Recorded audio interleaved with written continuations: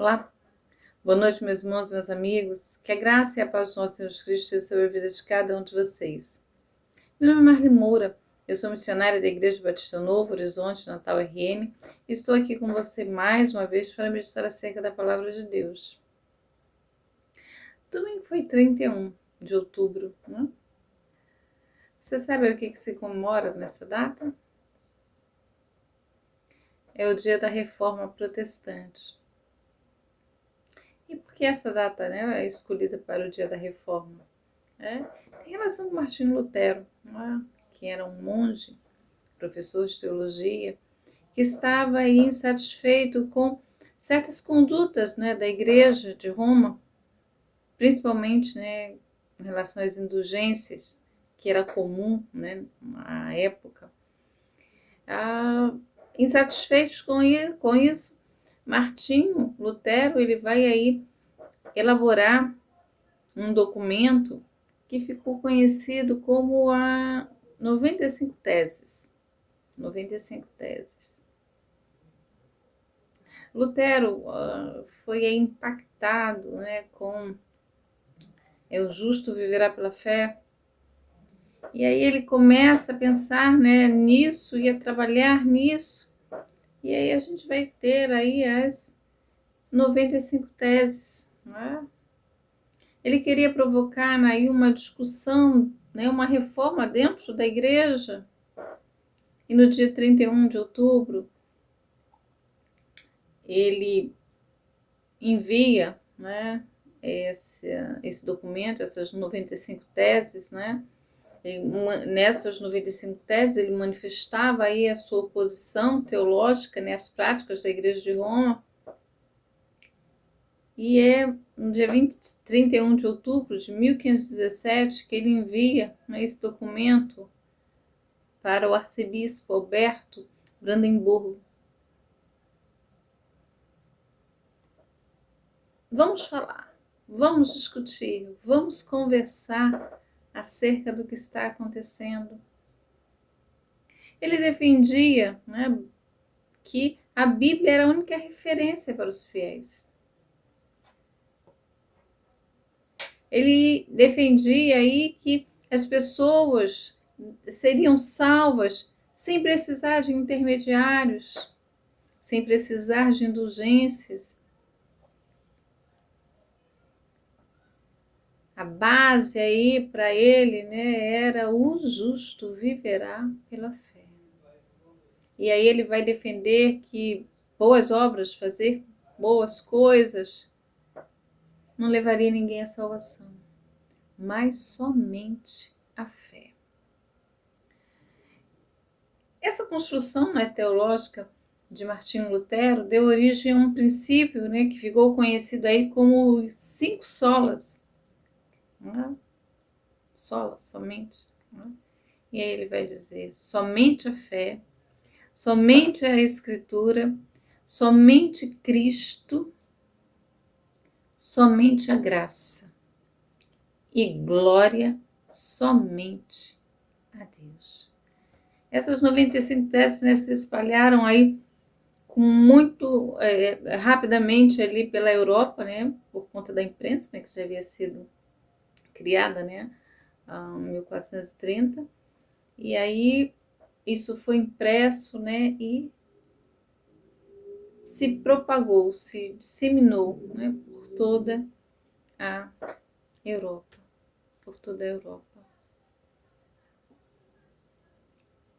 Há uma imagem famosa, de Martinho Lutero pregando aí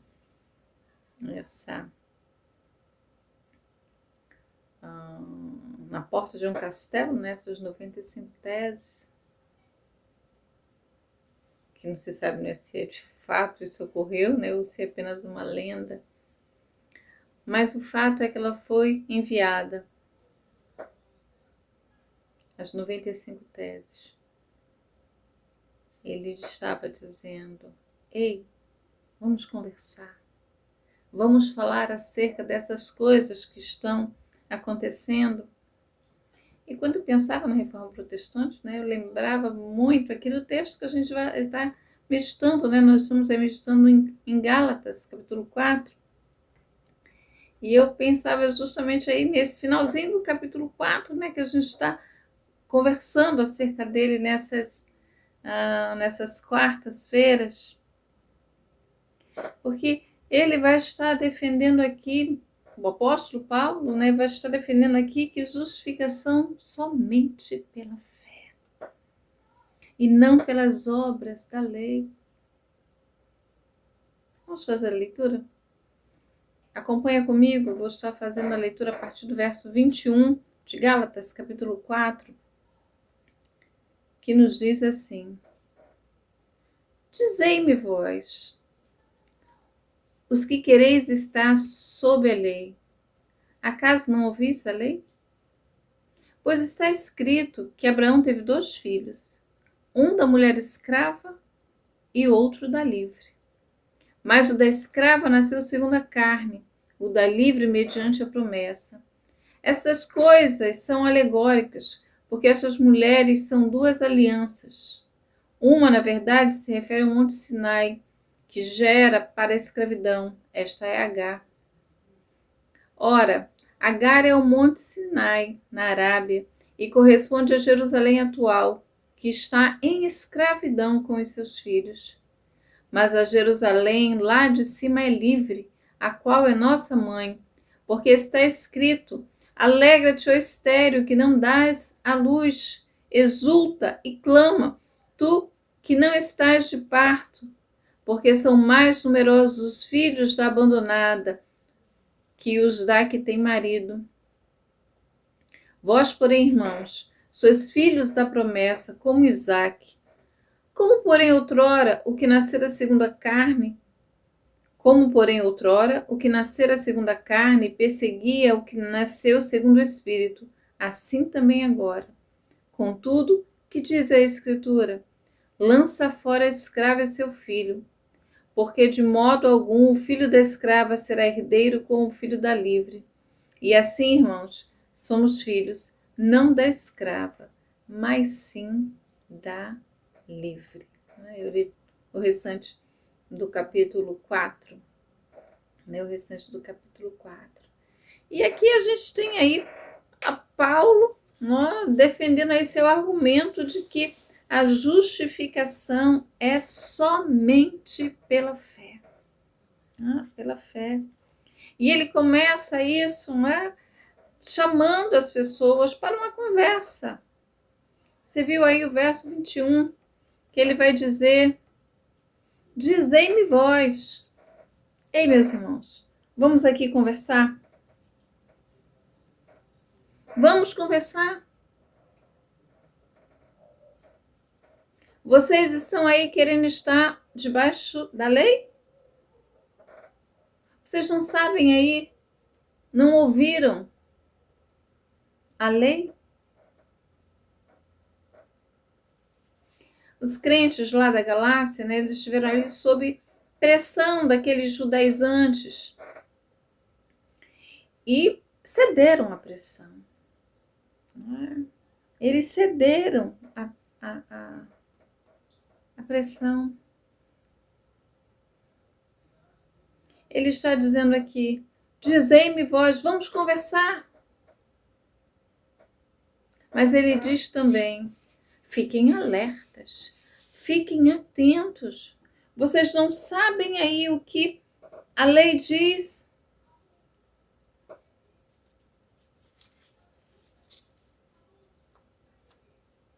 A lei não foi dada para a salvação.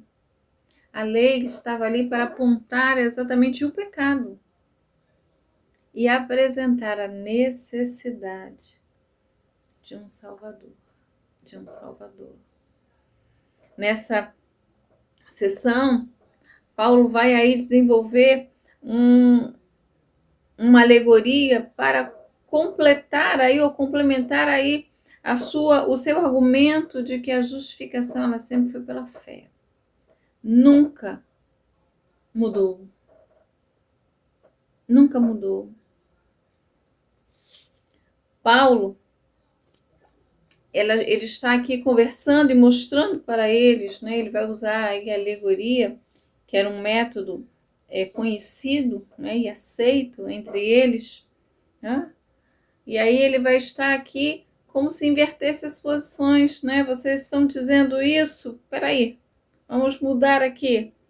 Deixe-me de usar aqui o método de vocês para provar que vocês estão errados, né? E aí ele vai mencionar a lei e a experiência de Abraão.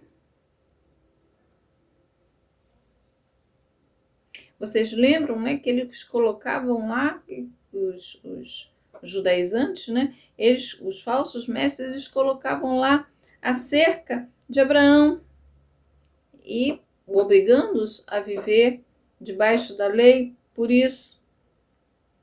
Aí Paulo ele vai aqui, está apresentando aí um argumento, falando da escravidão, relacionando a lei e falando acerca da liberdade, que essa você encontra em Cristo. E aí ele vai usar o exemplo de 2 filhos, né? Ele vai usar aí os 2 filhos de Abraão, ele vai utilizar Ismael, que nasceu de Agar, que era escrava, e vai falar sobre de Isaac, que nasceu de Sara, sua mulher, a livre, que era de Sara, que era a esposa legítima de Abraão. E aí Paulo está mostrando que a lei de Moisés estava não para salvar, mas para apontar a necessidade de um Salvador. Você vai ver, ele vai mostrar aí no verso 23, né, que lá em Gênesis, Abraão e Sara, eles tentaram aí dar uma ajuda no cumprimento da promessa. Sara trouxe Agar e disse, olha, não tem uma promessa aí de que você vai ser pai de uma nação? Pois bem, aqui está minha serva. Você vai ter filhos, é com ela. Essa foi uma atitude de Sara, né, que trouxe aí vários problemas na sua vida. Mas apesar de Sara ter feito isso, Deus não mudou a sua promessa. E ela foi mãe. Nasceu de Sara um filho, Isaque. E aí Paulo começa a utilizar esse método alegórico que era conhecido, comum entre os judeus da época, para defender aí o seu ponto de vista. E ele vai fazer aí um contraste entre esses 2 conceitos, né? Entre essas 2 figuras. Ele vai falar sobre a promessa abraâmica e a lei de Moisés. Deixa-me dizer para vocês aqui. Paulo vai comparar Jerusalém, que era o centro da vida judaica, ao Monte Sinai, de onde surgiu a lei de Moisés. Mas ele vai dizer, olha, existe uma Jerusalém que é de cima dos céus. Existe uma Jerusalém que é de cima.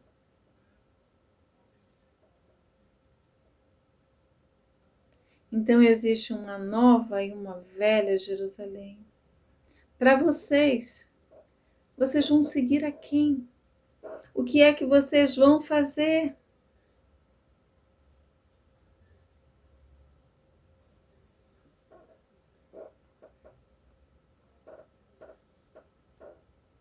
Aí no verso 28, ele vai dizer, vós porém, meus irmãos, sois filhos da promessa como Isaque. Como é que vocês vão pensar aqui em voltar para a lei? Haviam aí 2 realidades, Isaque e Ismael.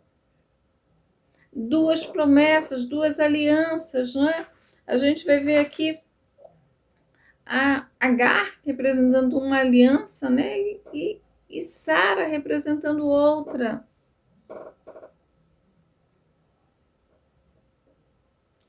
O que vocês vão fazer?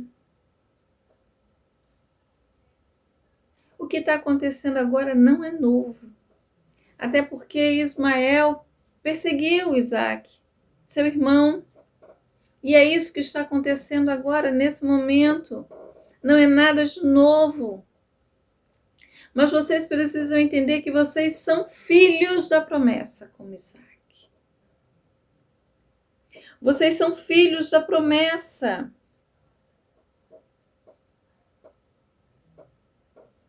Vocês não podem estar atrelados, amarrados à antiga promessa, à antiga aliança. Ele vai dizer, como porém outrora, o que nascera segundo a carne perseguiu o que nasceu segundo o Espírito, assim também agora. Acordem, prestem atenção no que está acontecendo. Vocês estão sendo perseguidos e não estão se dando conta disso.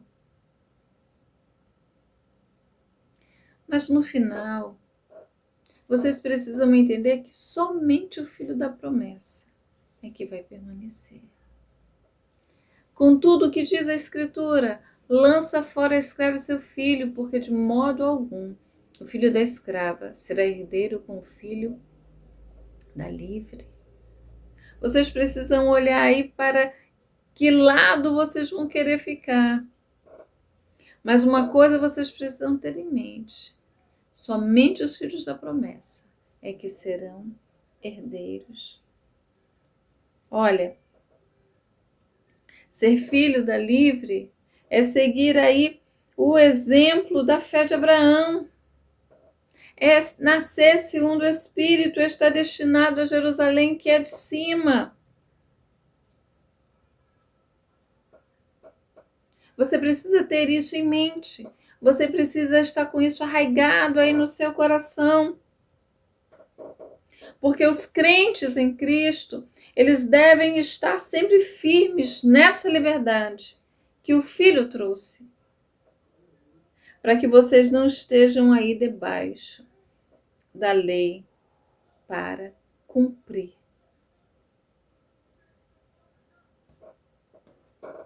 Prestem atenção. Como é que vocês querem sair da liberdade para de novo voltar à escravidão? Vocês não podem fazer assim. Eu pensava no texto, né, como eu já disse logo no início, eu lembrei aí da Reforma Protestante. Eu lembrei, né, dos 5 solas, né, que Martinho Lutero, né, a construção teológica, né, que ele baseia lá a construção da sua teologia nesses princípios, quando ele vai dizer, olha, somente a fé, somente as Escrituras, somente Cristo, somente a graça e glória, somente a Deus. Há muitas pessoas hoje pegando aí essa liberdade que Cristo dá para viver escravo. Para viver escravo. E Cristo nos chamou para a liberdade, para sermos livres. Livres nele. Entendendo aquilo que ele tem para as nossas vidas. Precisamos viver pela fé. Precisamos viver aí pautados pela Escritura. Cristo precisa ser suficiente nas nossas vidas. Somente Cristo. Precisamos entender que não fomos nós por merecer, mas porque Deus derramou a graça sobre as nossas vidas, então é somente pela graça. E precisamos viver para dar glórias somente a Deus. O que tem aí tentado prender você? O que tem tentado aí fazer você voltar? Se tornar um escravo? O que é que tem tentado escravizar você? Nós fomos chamados para a liberdade, não para a libertinagem, viu? Há pessoas aí que confundem, né? Cristo nos chamou para sermos livres. Livres. Ele nos resgatou lá do império das trevas. Ele nos resgatou da escravidão que o príncipe deste mundo impunha sobre as nossas vidas. Então nós somos chamados para a liberdade, para sermos livres em Cristo Jesus.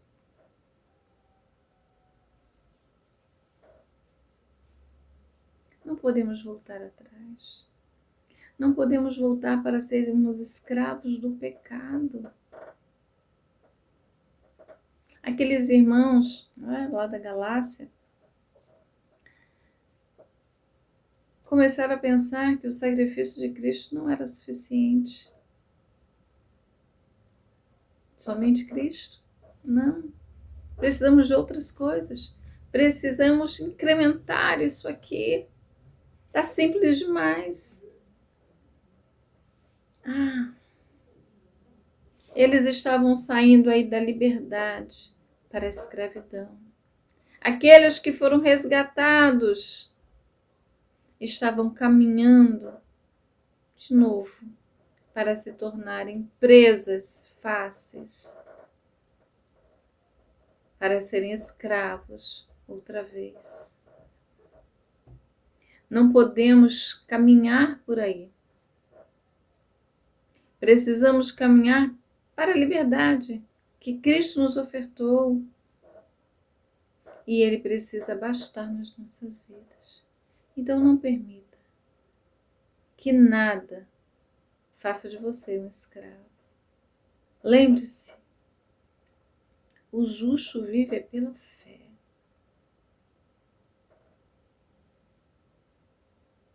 A base aí da nossa fé é a Bíblia, aquilo que o Senhor nos ensina, é nossa regra de fé e prática. Cristo é suficiente, somente Cristo. Não temos mérito, é pela graça. Precisamos viver glorificando ao nosso Senhor. Que Deus abençoe você, viu? Às vezes há pessoas que estão presas e se achando livres. O diabo dá essa falsa sensação de liberdade. Naquele filme Quarto de Guerra há uma passagem assim, né? A mãe de Alzheimer e o filho vai visitá-la e num momento aí de lucidez, né, de inspiração do Espírito, ela diz isso para ele, que o diabo coloca lá uma cela, com a porta aberta, a pessoa fica sentada, acha que está livre, até o momento que a porta se fecha e não tem mais como abrir. Cristo nos chamou para a liberdade. Precisamos entender que não podemos voltar e nos tornarmos escravos do pecado. Um grande abraço, Deus abençoe a sua vida e até a próxima.